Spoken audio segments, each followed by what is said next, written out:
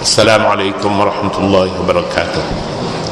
Bismillahirrahmanirrahim. Alhamdulillahirabbil alamin.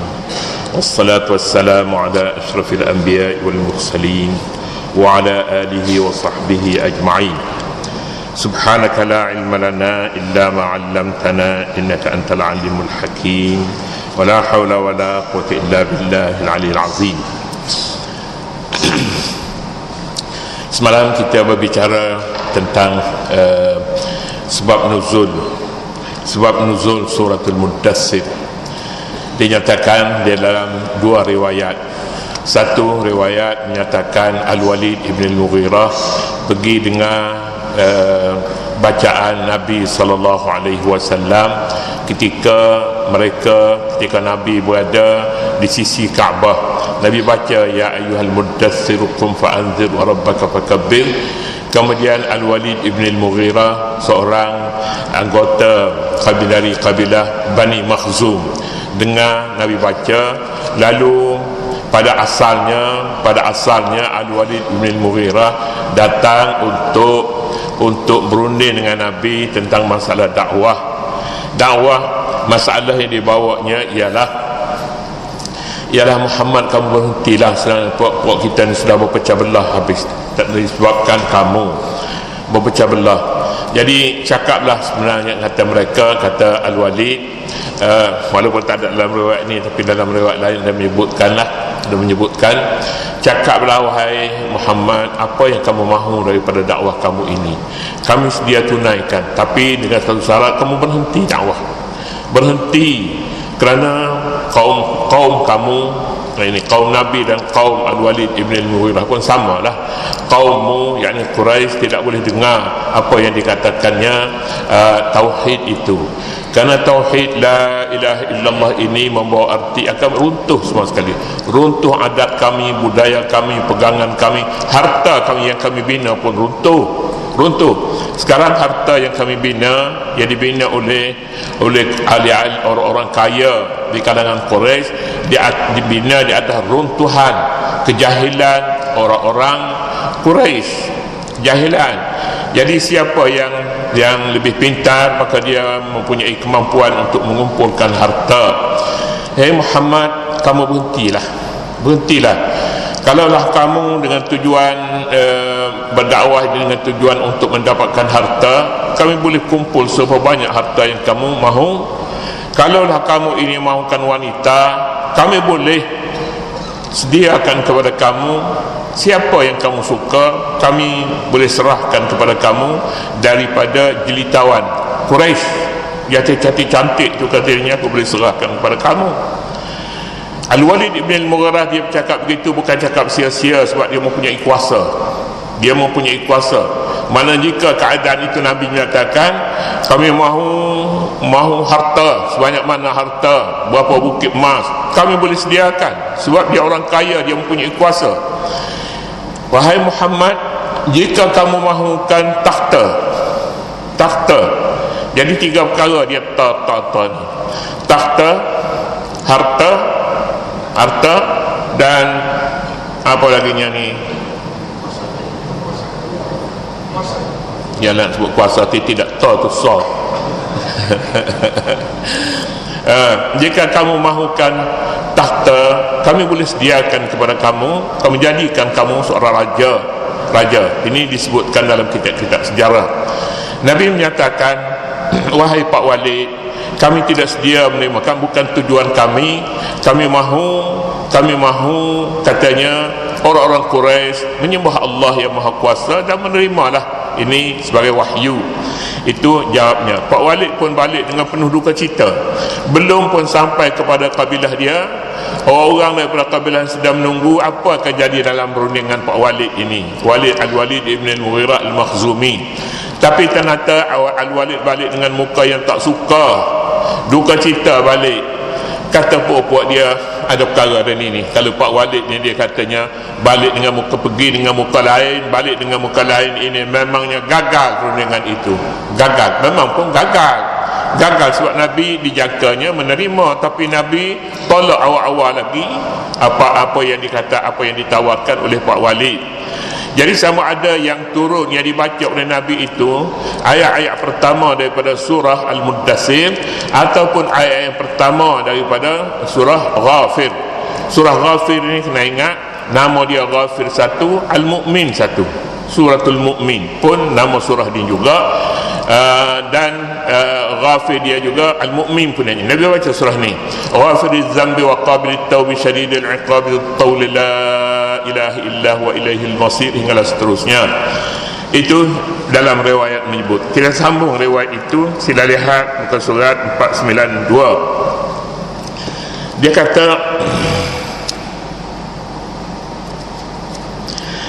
setelah Nabi Muhammad SAW menyedari Al-Walid sedang mendengar bacaannya, sedang mendengar di sisi Kaabah, lalu baginda mengulang-ulang bacaannya sehingga Al-Walid pulang ke majlis kaumnya daripada suku Bani Makhzum dan berkata, demi Allah, sesungguhnya aku telah mendengar daripada Muhammad, kata Al-Walid. Al-Walid ni kafir sekarang ni.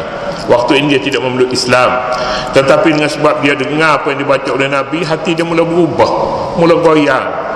Apa komen dia nya? Demi Allah, sesungguhnya aku telah mendengar daripada Muhammad sebentar tadi satu bacaan yang bukan kalam manusia dan bukan juga kalam jin.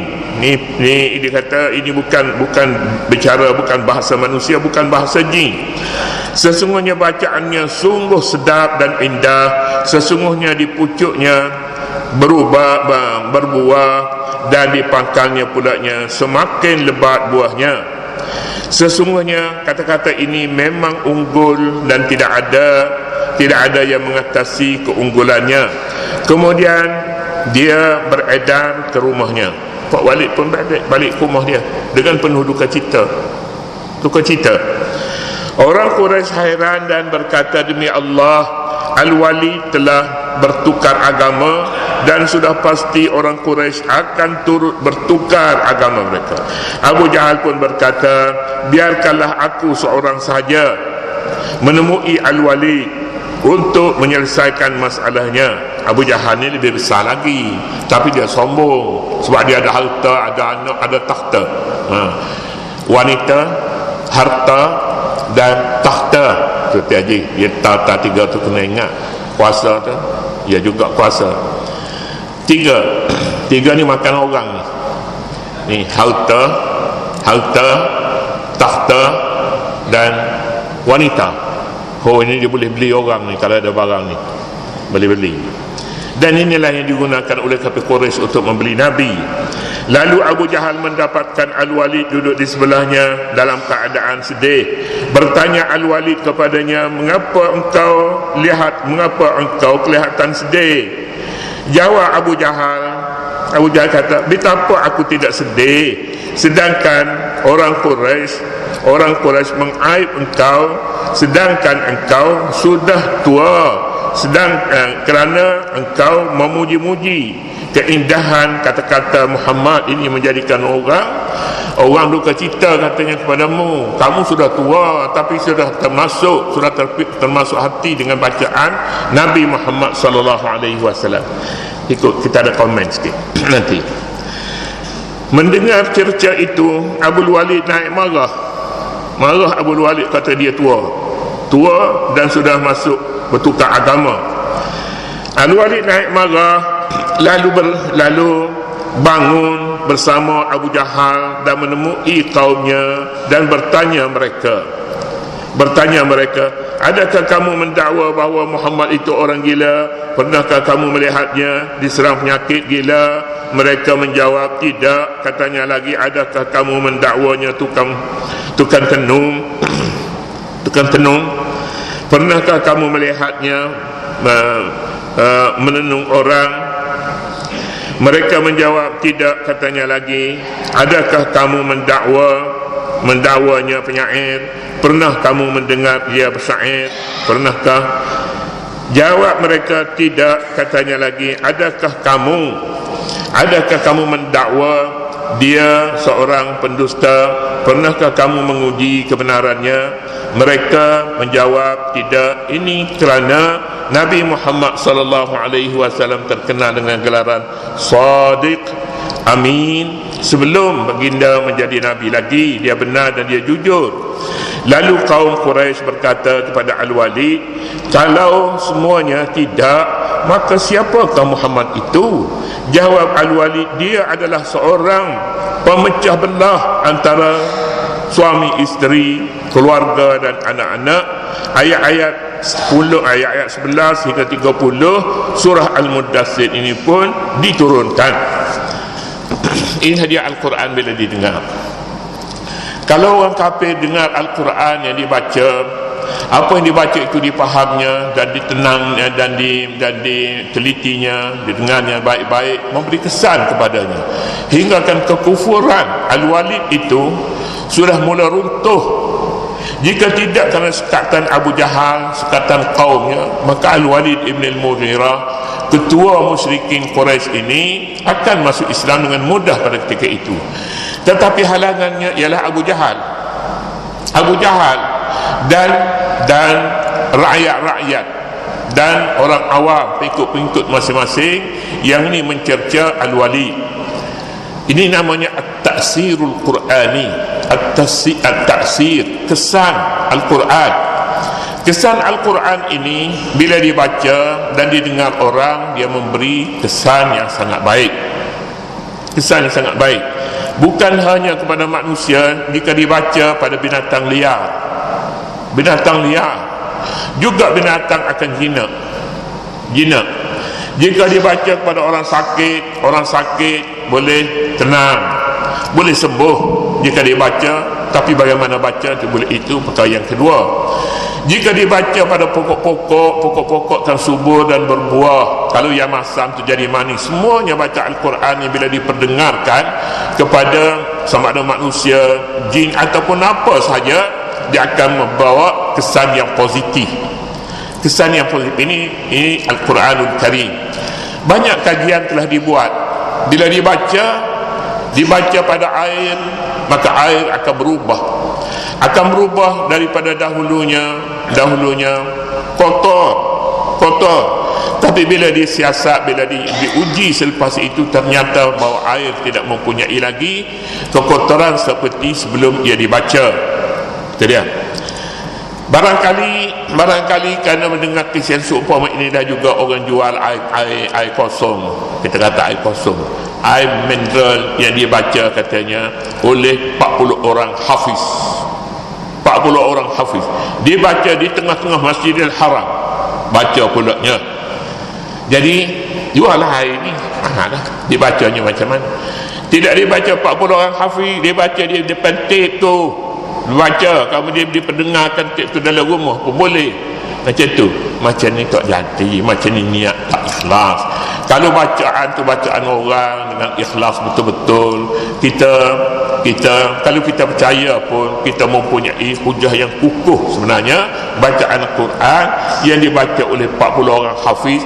Kalau tidak hafiz pun orang baca, tapi mesti betul mesti betul makhrajnya, tajwidnya, dan dengan penuh penelitian kepadanya. Bacalah di mana-mana pun Al-Quran ini, kalau dengan cara itu dia akan memberi kesan yang positif. Tetapi kalau kita baca tak betul, kita baca dengan ikhlas, tidak ingat ikhlas, lepas baca ni barangkali ada yang muan pula lepas pada ni. Lepas dah baca Quran, sila ke belakang ada sikit sila jamah makanan ada. Itu lain betul tu, dah ubah dah. Ini tidak amanah ni, tidak amanah. Ada perkara ni, kalau tidak ada ni tak datang, begitulah. Ataupun datang pun tidak sepenuh hati. Tapi bila ada makanan, khabarnya nasi biryani ada belakang tu, tapi baca Quran dululah, ataupun semaya hajat pun. Ini tak jujur sebenarnya. Kita tak jujur, tidak ada amanah. Bolehlah kita guna, tapi bukan untuk tujuan ini. Bukan tujuan ni. Kalau mari orang punya betul-betul sehat, betul-betul dia baca depan orang, dekat orang sakit misalnya, dekat orang sakit, dan memang pembacaan itu dengan niat, bukan bacaan ini memberi kesan, dengan niat Allah Subhanahu wa taala memberi pertolongan dengan berkat baca Al-Quran ini. Itu dia. Bukan ayat Al-Quran ini memberi faedah, tidak. Keberkatan Al-Quran ini, dengan keberkatan Al-Quran, dengan wasilah membaca Al-Quran ini, kita mohon pertolongan daripada Allah. lain itu bahasanya. Kalau kita kata dengan berkat ya Allah, dengan berkat bacaan Al-Quran ini, jika tidak ada sebarang gangguan padanya, kami memohon kepadamu ya Allah supaya angkatkan penyakit yang ada pada fulan-fulan yang kita sangat kasihi kepadanya. Bacaan orang yang kasih kepada pesakit itu lebih baik daripada bacaan orang yang tidak kasih. Kalau orang tidak baca Quran, dia kata nak mati, dia hidup. Tak apa-apa dia je. Oh, yang ni tak jadi ni, yang ni tak jadi.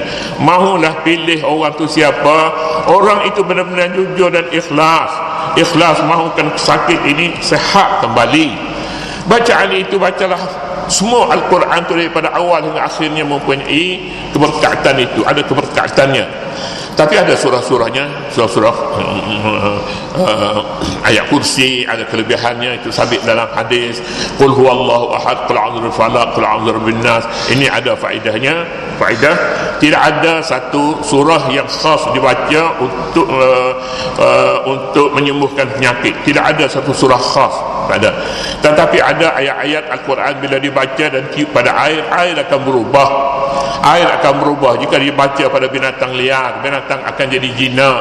Jika dibaca pada pokok-pokok yang ditanam, waktu mula ditanam dibaca padanya, baca. Tak kira kali dah berapa kali, saya tak baca yang tu. Ibn Al-Qayyim tulis dalam bukunya At-Tibbun Nabawi. At-Tibbun Nabawi ditulisnya. Jadi kalau begitunya, positif ini sebenarnya kita baca terus daripada Al-Quran dan mohon keberkatannya itu. Baca pada tip tak jadi, tak usah baca lah pada tip. Azan pada tip, tarahim pada tip ni saya rasa tergeduh hati saya sikit. Dan itu tak buat. Ini salah satu. Kalau nak sebut bid'ah ke berapa ke, saya tidak nak kata bid'ah, itu tidak. Tapi bukan itu caranya. Jika tak boleh, maka kita biarkanlah perkara itu, tidak pun wajib sebenarnya tarhim. Dan nak bangun subuh ni sebenarnya orang yang sudah berapa puluh tahun dah sudah dilatih bangun sebelum subuh. Kalau nak pergi sembahyang subuh pun sudah dilatih dengan begitu baik. Begitu baik. Jadi jika kita rasanya baik-baiklah, kalau kita rasa hati kita dhamir kita sebenarnya yang menjadi yang penegur kita, dhamir hati ini dulu. Kalau hati rasa boleh, bolehlah. Kalau hati kita rasa tak boleh, khudh ma yarib, da' ma yaribuka ila ma la yaribuk. Tinggal apa yang meragukan anda, ambil yang bersih, itu saja. Kalau saya rasa begitulah. Iaitu baca Yasin tu, seorang mari sembahyang mayat tu, itu pada awal lagi punyanya untuk nak ajak orang. Tetapi tarhim ini dia doa. Ya Arhamar Rahimin, alhamna, wahai Allah yang membawa rahmat, berilah rahmat pada kami bijahi Sayyidina Muhammadin sallallahu alaihi wasallam, dengan kemegahan kebesaran Nabi Muhammad sallallahu alaihi wasallam kami memohon kepadamu rahmat. Cukup cantik sebenarnya. Kemudian bijahi Sayyidina Umar ibn al-Khattab, Abu Bakar as-Siddiq, empat sahabat tu kita minta doa dengan keberkatan mereka. Kita mengharapkan empat orang ni, Abu Bakar, Umar, Uthman, Ali. Memang pun orang 3-4 orang ni mempunyai kedudukan yang tinggi di sisi Allah Subhanahu wa taala. Kita mohon dengan keberkatan mereka, kita mohon rahmat. Apa lagi lebih baik, lebih tinggi daripada rahmat? Apa lagi lebih tinggi daripada hidayat? Hidayat ni susah nak cakap lah. Kita terjemah bahasa Arab pun hidayat, bahasa Melayu pun kita sebut hidayat. Saya rasa beginilah kalau saya boleh contoh hidayat ni. Hidayat ini bakal mudah saja. Hidayat ini kita tengok, kalau kita nak makan, kita suap makanan. Kita suap makanan tu dia tak pergi lain, dia pergi, kalau kita nak suap tu kita suap mulut. Kita suap dalam gelap, orang tak ada mata pun bila dia suap makanan tu masuk mulut. Dia tak suap mata, tak suap lubang telinga, dia tak suap, dia suap mulut. Pernahkah khilaf dia nak suap makanan ngadan pergi suap mata? Tak ada. Duduklah di mana-mana pun makanan bila disuap dia masuk. Ini namanya hidayat yang Tuhan beri kepada tangan, kepada kita. Kita bertemu hidayat manusia jalannya yang lurus, jalannya. Bila nak suap makanan, suap ke mulut. suak mulut. Pejam mata orang buta pun suak mulut. Kalau suak dia suak, budak-budak kecil pun, budak kecil dia umur setahun pun nak suak makanan mulut dia. Hidayat ni namanya ni. Hidayat maknanya petunjuk. Maksud dia ini petunjuk. Jadi mudah saja nak faham petunjuk. Bila Allah berikan kepada kita hidayat, maka perjalanan kita menuju pada agama, menuju pada jalan yang lurus, semua pilihan kita itu namanya hidayat. Tapi kalau kita masih meraba-raba lagi dalam memilih antara hak dan batil, hak mana ni, hak ke hak batil ke, masih kita ragu lagi, maka kita tidak ada hidayat namanya. Kalau kita nak pergi munasabah ayat tu tak apa, munasabah ayat itu kita baca sikit juga. Ayat-ayat ini sama juga dengan ayat-ayat terdahulu, meneruskan lagi amarannya terhadap orang kafir dan musyrikin. Hanya berbeza dari segi ayat-ayat terdahulu memberi amaran secara umum kepada semua orang kafir, sedangkan ayat-ayat ini pula memberi amaran kepada individu secara khusus, iaitu kepada Al-Walid ibn al-Mughirah dengan menggunakan ungkapan yang sangat tajam dan menyentuh hati. Firman-Nya, Allah Subhanahu wa taala berfirman, firman ini ditujunya kepada siapa? Al-Walid ibn al-Mughirah. Al-Walid ibn al-Mughirah dan Abu Jahal, ini ketua-ketua Quraisy ni. Ketua Quraisy ni Allah Subhanahu wa taala buat satu sindiran yang sangat tajam untuk mereka. Zarni wa man khalaqtu wahida. Biarkan aku saja bertindak terhadapnya. Terhadap siapa? Terhadap Al-Walid ibn al-Mughirah.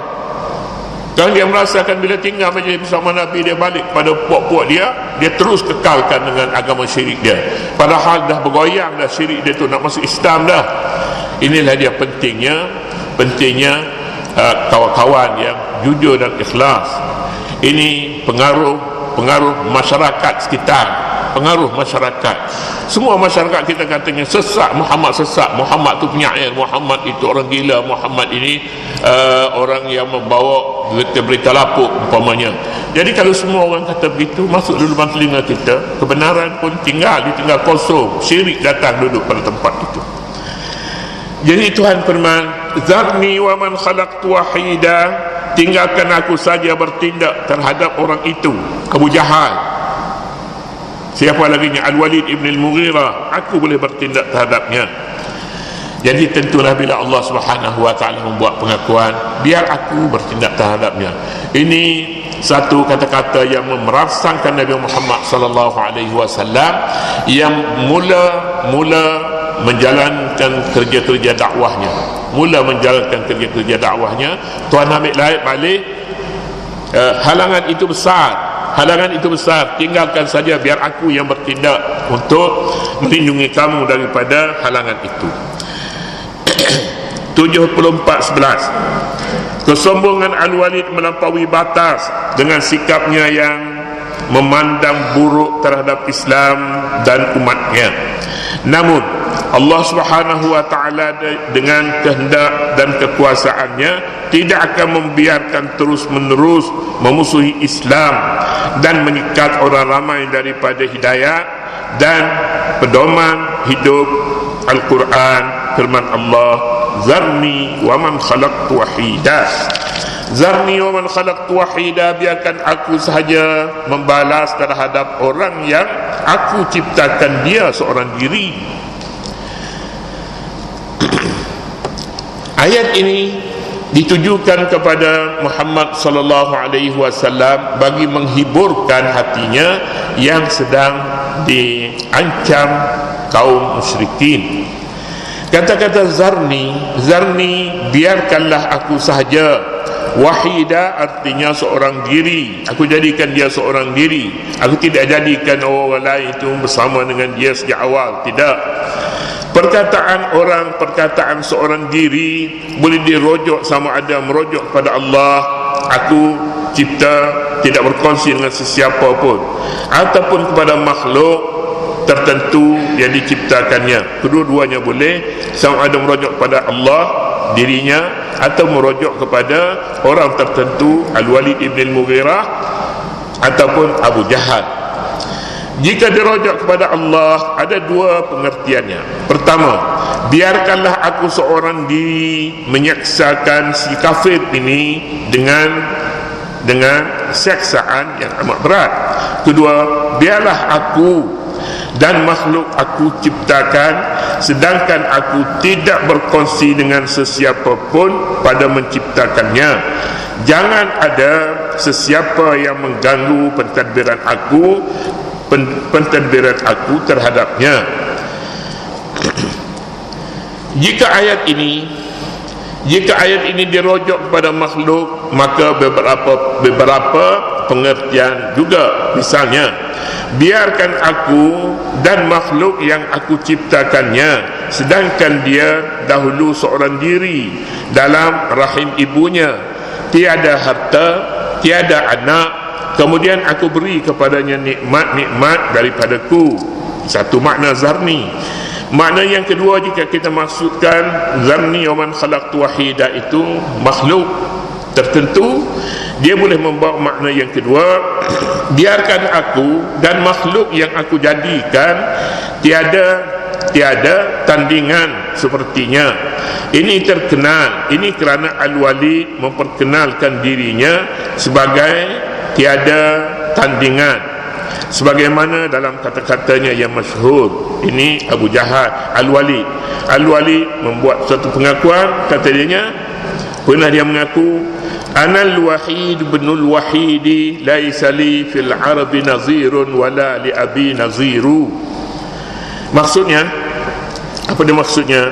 Maksudnya, akulah satu-satunya seorang sahaja, anak kedua, anak kepada seorang sahaja, tidak ada saingannya di kalangan orang Arab, dan bapakku juga tidak ada taranya. Tak ada, aku seorang saja dalam dunia ini macam ni. Banggalah dianya, Al-Walid. Yang ketiga, mengaibkan keturunan Al-Walid kerana beliau dilahirkan tanpa bapa. Orang Arab menyebutkan Al-Wahid maknanya tunggal. Tunggal itu maknanya, bila disebut Al-Wahid, tunggal, disebut pada bayi yang dilahirkan daripada perzinaan.